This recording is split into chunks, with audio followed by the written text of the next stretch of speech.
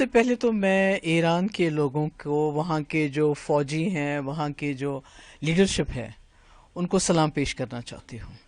جس جذبے سے، نہ تو ان کے پاس کوئی ہتھیار ہے، نہ تو ان کے پاس کوئی نیوکلیئر بام ہے.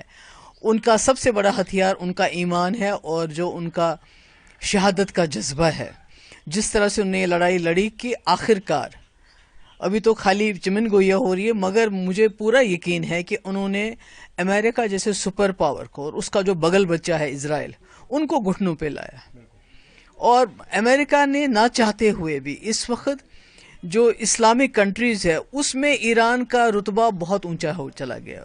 وہ ایک لیڈرشپ کا رول ان کو مل گیا، اس میں کچھ نہیں کر سکتے. جہاں تک امریکہ کا سوال ہے، آپ جانتے ہیں کہ امریکہ نے اسرائیل کے کہنے پہ، ان کی خاطر، عراق ہو، افغانستان ہو، لیبیا ہو، سیریا ہو، وہ کون سا اسلامی ملک ہے جس کو انہوں نے تباہ نہیں کیا؟ اور وہ ڈیموکریسی کا نام دیتے ہیں، ریجیم چینج کا نام دیتے ہیں، بڑے بڑے بڑے نام دیتے ہیں.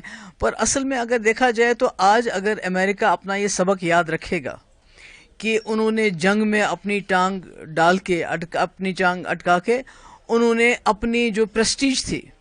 دیکھیے، امریکہ کا پریزیڈنٹ بہت بڑا، اس کی ایک عزت ہوتی ہے، وہ بڑا مانا جاتا ہے.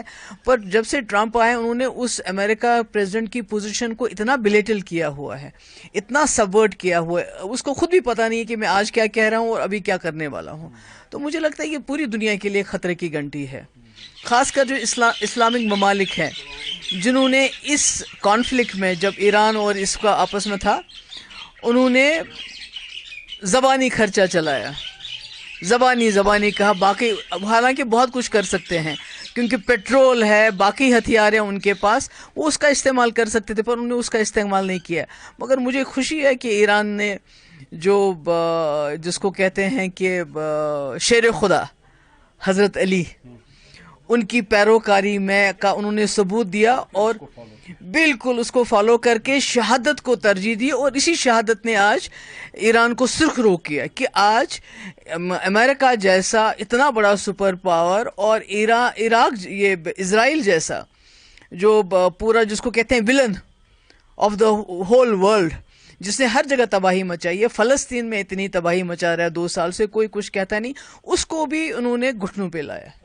میرے خیال میں جو میں نے لیٹسٹ رپورٹ سنی کہ جو ایران نے شرط رکھی تھی کہ ہم اس سیز فائر کو تب مانیں گے اگر وہاں ایران کے ٹائم کے 4 بجے تک اسرائیل جو اپنے سارے جو ہیں اس کے بعد کوئی حملہ نہیں کرے گا، اور اسرائیل نے اس کو فالو کیا، جس سے پتہ چلتا ہے کہ دونوں امریکہ اور اسرائیل چاہتے تھے یہ سیز فائر ہونا چاہیے. اور ٹرمپ کو قطر کی مدد لینی پڑی کہ بھئی آپ اسرائیل تو مان گئے، آپ ایران کو منوائیے. تو مجھے لگتا ہے یہ عالمی اسلام کے لیے، ہمارے ایمان کے لیے، ہمارے جو خاص کر جو شیعہ برادری میں جو جذبہ شہادت ہوتا ہے، وہ جان سے زیادہ اس کو ترجیح دیتے.